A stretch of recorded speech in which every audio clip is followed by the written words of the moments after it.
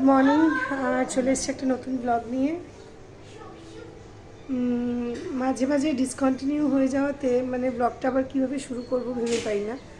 তো যাই হোক, আজকে খুব বৃষ্টি হয়েছে, যার জন্য ওদের নিয়ে রেডি করেও স্কুলে যেতে পারলাম না। ডোডোর তো জ্বর ছিল, ওকে তো নিয়ে যাওয়ার কোনো প্রশ্নই ছিল না।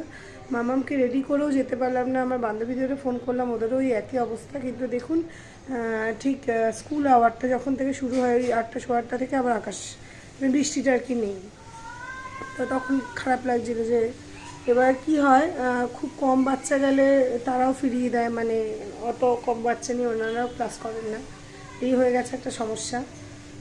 তো যখন স্কুলে যাওয়াই হলো না, স্কুলে না গেলে মানে আমার কাছে ওইটাই একটা ছুটির দিন। আগে রবিবারটা ছুটি মনে হতো, শনি রবিটা, আর এখন মনে হয় স্কুল যেদিন ছুটি থাকে ওই দিনটা আমাদের ছুটির দিন এরকম। এখন একটু রোদের চিকচিকও দিচ্ছে। তো চলুন ব্লগটা শুরু করি, স্কিপ না করে দেখুন, চেষ্টা করব ভালো করার। আর আপনাদের মানে আমি ভিডিওটা কি করলে আরেকটু ইমপ্রুভ করা যাবে সেই ব্যাপারে যদি কোনো আপনাদের মতামত থাকে সেটা অবশ্যই জানাবেন।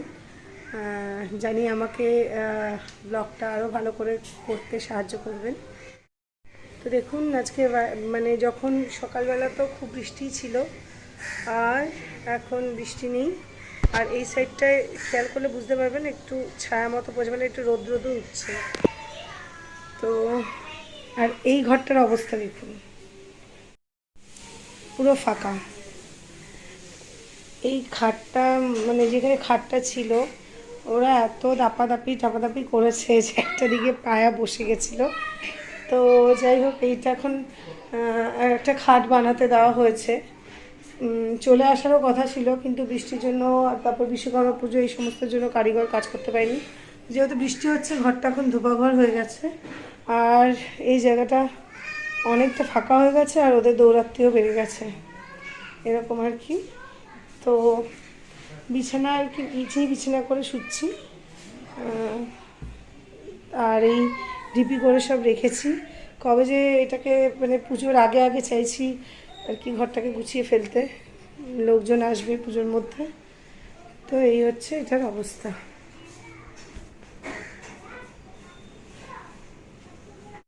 আর এই হচ্ছে এই ঘরের অবস্থা।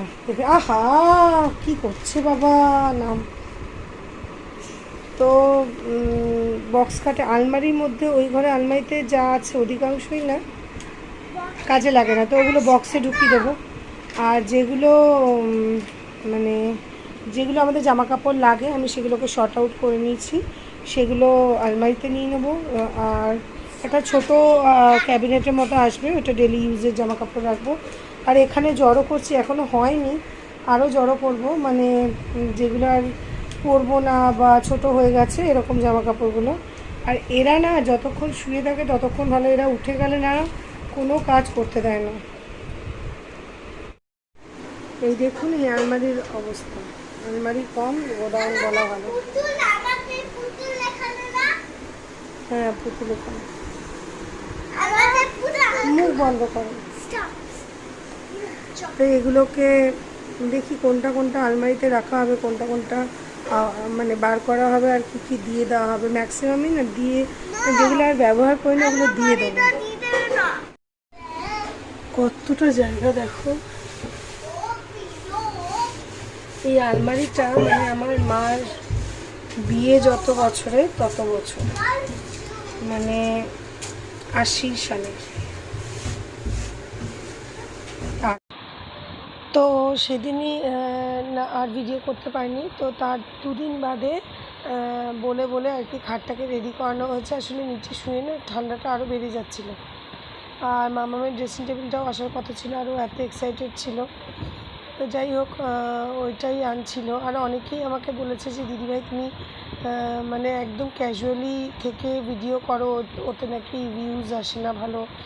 হয়তো তাই, কিন্তু কি বলো তো, সারাদিন মানে এত খাটাখাটনি যায়, ঠিকমতো ভিডিওটাই করে উঠতে পারি না। তার মধ্যে রেডি হয়ে মানে ঘরে কি সবসময় ওইভাবে রেডি হয়ে থাকা যায়? আর আমার ঠিক ওইভাবে অভ্যাসও নেই।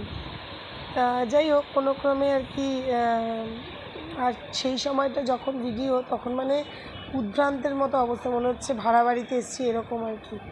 তো এই খাটটা সেটিং করছে ওরা, আর মাম্মাম ডোডো ওই ঘরে গিয়ে মার কাছে রয়েছে। ডোডো না আননোন কেউ এলে ভয় পেয়ে যায়, আর মাম্মাম দাঁড়িয়ে দেখছে। আর এই দেখো মানে পুরো সব ঘরটা মনে হচ্ছে আমরা ভাড়া বাড়ি এসেছি। তো যেটা বলছিলাম মানে সমস্ত কিছু করে অনেক ভিডিও যেন তোলাও রয়েছে, কিন্তু এডিটিংয়ের অভাবে মানে ওইটা পোস্ট করা হয় না। আর এখানে মামামদের যে জন্মদিনে কিছু গিফট, বই খাতা, বিছানা, চাদর টাদর সব রয়েছে। মানে খাটটা এলে সব গুছিয়ে মানে ঘরটাকে পুজোর আগে একটু গোছানোর চেষ্টা করব। আর তার আগে একদিকে ভালো হয়েছে, দেয়াল টেয়াল ফাঁকা ছিল, সব পর্দা টর্দা কেচে মেরে দেওয়া গেছে, গ্রিল পরিষ্কার করা গেছে, দেয়াল টেয়াল ঝেড়ে ঝুড়ে ঝুলটুল ঝাড়া হয়ে গেছে। কাঠ মানে কী বলে পাখাগুলোও পরিষ্কার করা গেছে। অনেকটা কাজ ফাঁকা ঘরে করা যায় জিনিসপত্র থাকলে, যেটা করা যায় না। আর আমাদের ঘরে না মানে পুরো স্কোয়ার না, দেয়ালটা একটু তেরা বেঁকা, তাই জন্য ওনারা সেট করতে ঠিক মতো পারছি, মানে একটু প্রথম দিকে একটু অসুবিধা হচ্ছিলো। মামাম ড্রেসিং টেবিল পছন্দ হচ্ছে? মামাম হ্যাঁ পছন্দ হচ্ছে? চলে আসো চলে আসো।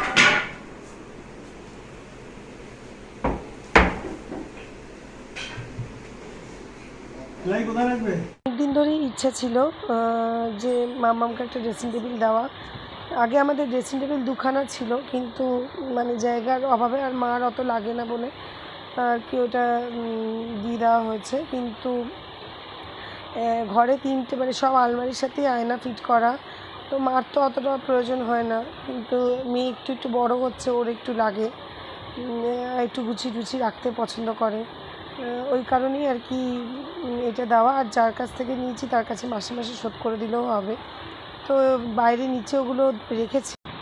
আর মেঘলা মেঘলাও করেছিল, তাও ওপর থেকে একবার এদিকে খেয়াল রাখছে, একবার ওদিকে সেটিং করছে, সেটা খেয়াল করছি।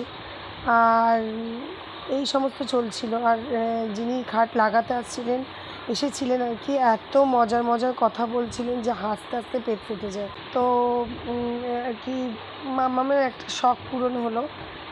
অনেক দিন থেকেই ইচ্ছাও ছিল ওর মানে একটা ড্রেসিং টেবিলের, আর আমার একটা বক্স খাটের দরকার ছিল, কারণ প্রচুর জিনিস ওর ভেতরে ঢুকে যায়। আর 1 নম্বর আর 2 নম্বর মানে আমি নিচে শুচ্ছিলাম, আমাদের যে খাটটা ছিল ওটা একটু ছোটো হয়ে গেছিলো, অন্তত এখন সেই প্রবলেমটা আর হবে না। তো এটা প্ল্যানিংয়েই ছিল মার মতো একটা ডিজাইন করে নেবো, খাট না আর কি ডিভাইন খাট টাইপের। তো সেইটাই আর কি হলো, ভালোই লাগছিলো। আর পুজোর আগে দেখবে কোনো জিনিস নতুন এলে বা ঘরটার গোছাবার জিনিস হলে এত ভালো লাগে, মনটা এত ভালো লাগে যে বলবেন না। তো সেদিন আমার খুবই ভালো লাগছিলো, এমন না যে প্রথম মানে আমার বিয়েতেও খাট ফাট দিয়েছিলো, ওগুলো ওখানে রয়েছে, ফ্ল্যাটে কিছু ফার্নিচার রয়েছে আর এখানে কিছু ফার্নিচার, এই আর কি। আর এই দেখো আমার অবস্থা, মানে আমার সারাদিন এত খাটাখাটনি গেছে যে চুলটাও আমি আঁচড়াতে পারিনি। আর এগুলো লাগাচ্ছে আর আমি দেখছি, আর ওদের কথাগুলো শুনে হাসতেও পাচ্ছি না। মানে একে অপরের সাথেই কথা বলছিল, এমনভাবে এমন কথা বলছে যে খুবই হাসি পাচ্ছিলো। তারপরে বক্স খাটটা সেট করে দিয়ে ওরা চলে গেল। তারপরে আমি গদি টদি আর কি সেট করে সব পরিষ্কার টরিষ্কার করে মানে সেট করলাম। তো এবার ড্রেসিং টেবিলটা গোছাবার পালা। তো তোমরা সবাই দেখে বলো যে খাটটা কেমন হয়েছে। ঘরের মাঝখানে এখনও দড়ি টানানো আছে, তো বাইরে বৃষ্টি হচ্ছে তো কিছু করার নেই। মেশিনে ধোয়া হয়ে আধা শোকা তো হয়েই যায়, বাকিটা ফ্যানের তলায় দিলে আর কি কাজ হয়ে যায়। তো মোটামুটি সেট আপটা এখন এরকম রেখেছি। তোমরা কিন্তু অবশ্যই কমেন্ট বক্সে বলো যে আগের সেট আপটা ঠিক ছিল না, এখনের সেট আপটা মোটামুটি ঠিক আছে। আর ঘরে আর মোটামুটি জায়গা নেই, যা ছিল পুরো জায়গাটা ইউটিলাইজড হয়ে গেছে। এবার মাঝের ঘরটাও গোছানো, মানে ভিতরগুলো গোছানো হয়ে গেছে। আর পুজোর ছুটির মধ্যে বাকি মানে ভিতরে যা যা ঢুকিয়ে ঠেসে রেখেছি সেগুলোকে গুছাবো। আর বাইরেটা ঝাড়াঝোড়া সমস্ত কিছু অলমোস্ট ডান। টুকিটাকি সামান্য কাজ বাকি আছে, ঠাকুরের আসন টাসন, ওগুলো পরে করব। এই যে আমার মেয়ে সব, ও আর তস হয়েছে না, ও এখন সাজার জিনিসগুলো গোছাবে বলে দেখো ওর আর তস হচ্ছে।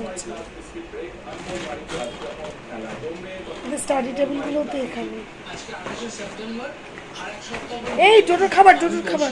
রিকোয়েস্ট করব সলিল চৌধুরীর লেখা লতাজির গাওয়া আর রেজানাজি শুরু করা দাঁড়া দাঁড়া দাঁড়া, চার লাইন বাবা কুদতে কুদতে নিয়ে যাচ্ছে।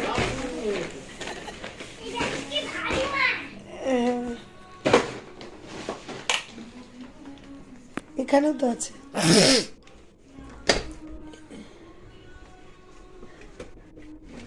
এই যে দাদা ভাই রেখেছে, এই যে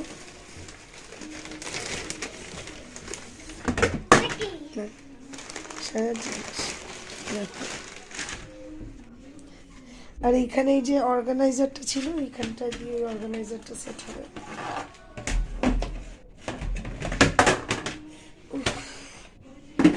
ছোট জায়গা তো,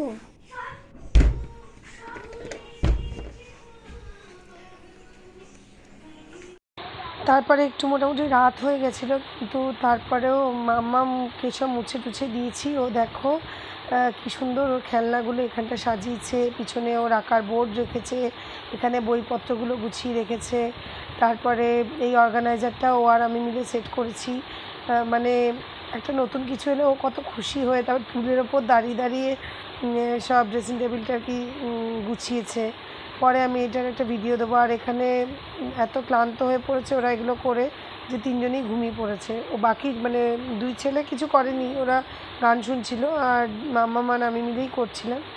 যাই হোক, তারপর ওরা ঘুমিয়ে পড়েছে। আর আমি একটু আমার মানে লেখালেখি কাজ ছিল, ওদের মানে নোটস করার, তারপর আমার টিউশনের নোটস করার এগুলো কাজ ছিল। তো ওগুলো করে শোয়ার আগে ভাবলাম একটা ফাইনাল ভিডিও করি। তো তখন ঘরটা এত ভালো লাগছিলো, লাস্ট 15 দিন ধরে নিচে শুয়ে খুব ভালো লাগছিলো।